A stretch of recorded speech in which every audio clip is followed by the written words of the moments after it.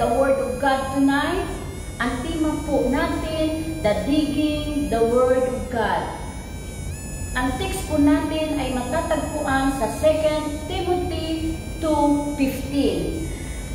Be diligent to present yourself to prove to God as a worker who does not need to be ashamed, rightly dividing the Word of God. Let us pray. Panginoon, marami po salamat sa oras na ito, sa isang pagkakataon na po ako po ay makapag-share ng iyong Word of God. Lord, humihingi po ako ng tulong. Bigyan mo po ako ng heavenly wisdom and knowledge at sa tulong ng iyong banal na Espiritu. At patawarin mo po kami sa lahat ng aming mga nagagawang kasalanan sa isip, salita at sa gawa. In Jesus' name, Amen. Why we need the word of truth? Bakit nga ba sinasaliksik natin ang katotohanan ng salita ng ating Panginoon? We as the diggers of scriptures must also bring the Bible to our life, no? Sa ating mga buhay. We must to show we have to walk out of the God words. One called say 2 Timothy 2:15, serve as my life. Verse for preaching and teaching.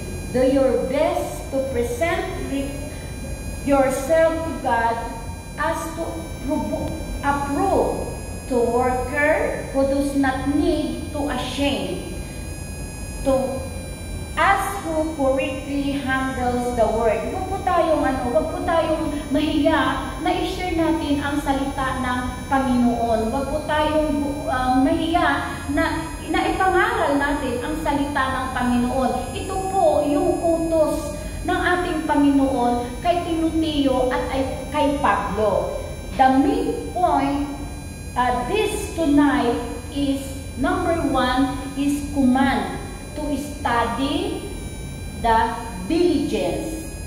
The Greek word of study, diligence, this is the same Greek words used in the Hebrew 4:11. Kaya sikapin natin makamtang ang kapahingahang iyon at huwag mabigong tulad ng hindi sumasampalataya. Kailangan po sa ating mga buhay bilang isang Kristiyano, meron po tayo prayer, pananalangin, no? Group prayer, self-examination. Suriin po natin ang ating mga sarili. Church service, hindi lang po pumunta po tayo sa araw ng gawain ng Panginoon every Saturday night and group prayer meeting upang makasama natin ang ating mga kapatiran upang pag-aralan ang salita ng Panginoon na may katotohanan sa ating mga buhay.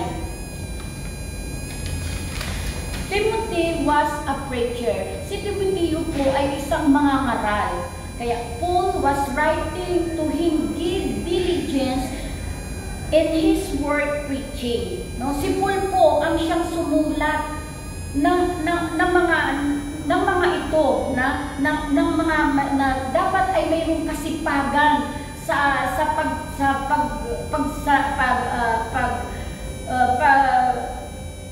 pagpapahayag ng salita ng ating Panginoon. Timothy to give diligence to presenting himself to God. Si Timothy po, no, gumagawa siya ng kasipagan na paano po maisagawa o presenting to himself yung kanyang sarili na sa ating Panginoon, na meron siyang ipapakita o meron siyang ginagawa, no? As a workman, no, bilang isang manggagawa ng ating Panginoon, as one who rightly divides the word of truth, no? As we who does not need to be ashamed. Hindi po natin dapat na ikaya ang ating salita ng ating Panginoon. Kung tayo po ay kinahiya natin ang salita ng ating Panginoon, mas ikakahiya po tayo ng ating Panginoon. We are before to God to approve by God. The word approving means who has passed truly examination. Dapat po talaga natin na ipag-aralan ang salita ng ating Panginoon na para po ay ma-approve ng ating Panginoon yung lahat ng ating mga ginagawa. This is from the same root word in Thessalonica 5:21. Suriin ang lahat ng bagay na pangahawakan ang mabuti. Suriin po natin ang ating mga sarili na yung mga ginagawa po natin ay kalugod-lugod sa ating Panginoon. Kaya nga po, the digging the word of the truth.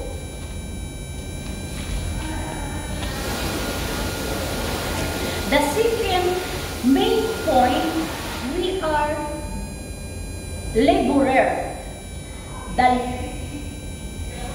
The kind of laborer for which Jesus told his disciples to prayer. Then he said to his disciples, the harvest truly is plentiful, but the laborers are few. Therefore, pray the Lord of the harvest to send out laborers into his harvest. Matthew 9:37. Kaya kailangan po natin na tayo ay manalangin, na walang patid po, na marami na nga po, na marami nang aanihin, ba't kulang po yung manggagawa? Kaya po tayo ay isinisend tayo ng ating Panginoon bilang isang mga ngaral. Why we need digging the word of truth? God expects us to use the scripture correctly, to use correct thinking and interpretation. God wants to the reason with him, Isaiah 1:18. To apply the word of God, correction, we must be endorsed of the word, James 1:21. To proclaim God's word to others, we must teach the others. The sis not teach the priest Jesus as the Christ. In Acts 5:42, sinabi po dito na iproklama natin ang salita ng ating Panginoon, hindi lang po sa ating sarili, kundi din po sa maraming tao na nangangailangan ng salita ng ating Panginoon. Hindi lamang po sa ating sarili, binigyan po tayo ng kaalaman ng ating Panginoon upang ito po ay mabahagi. Kaya nga po, digging the word of truth. Yun po talaga natin, sikapin natin sa ating sarili na tayo ay kalugod-lugod sa ating Panginoon. Sa ating pong Panginoon. Glory to God. Our conclusion tonight is to show ourselves, to approve is a call diligent, consistent, and earnest engagement with the Lord of God. It involves understanding the scripture and their proper context, applying them in daily life, and living with integrity. By doing so, Christian, live lives pleasing to God. At talagang iano natin sa ating sarili na ipiplease natin ang ating Panginoon, hindi yung ating mga sarili, hindi yung ating mga ginagawa, kundi ang Panginoon ang dapat nating itataas, hindi ang ating mga sarili. To equip, na talaga tayo ay na tayo to equip na iano natin sa ating Panginoon, na wag po tayo mahiya na ipangaral natin ang salita ng Panginoon, to lifelong, yun po yung buhay natin sa ating Panginoon, yun po ay yung ating journey na pag-aralan ang salita ng ating Panginoon, na deeper to relation, na maging malalim ang ating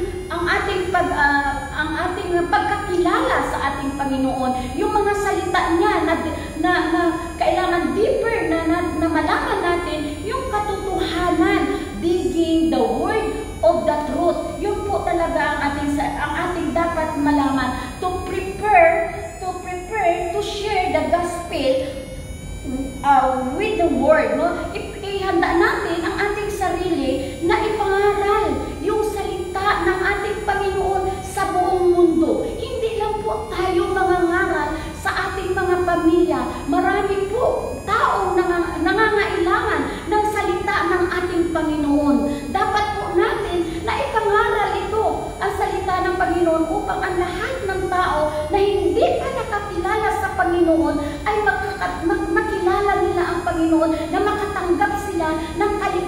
kalakasan sa ating Panginoon. Kaya nga po, ang ating tema sa gabing ito, the digging the word of truth. Yun po yung ating dapat panghawakan sa ating Panginoon, na dapat tayo po ay maging masipag sa ating pangangaral, sa gawain natin sa Panginoon. Huwag lang po tayo yung wala po tayong gawin. Binigyan po tayo ng kaalaman at karunungan ng ating Panginoon upang ibahagi po sa mga tao na nangangailangan, sa mga tao na wala pa pong kaligtasan. At yun lamang po ang aking masasabi, nawa po'y meron kayong mapulutan ng aral sa gabing ito, na meron po kayong may bagong revelation sa bawat isa sa atin. At glory to God po sa ating Panginoon. Maraming po salamat. Salamat po, Diyos, sa gabi po ito, sa iyong mga salita, O Diyos, na ipahayag sa gabi ito. Nawa, O Lord, pagpalain mo, Panginoon, ang mga salitang ito, at pagpalain mo din, Ama, ang mga nakikinig, Panginoon. Nawa po, Lord, na mayroon silang matutunan sa maiksi ko po, Panginoong mensahe sa gabing ito. In Jesus' name, Amen.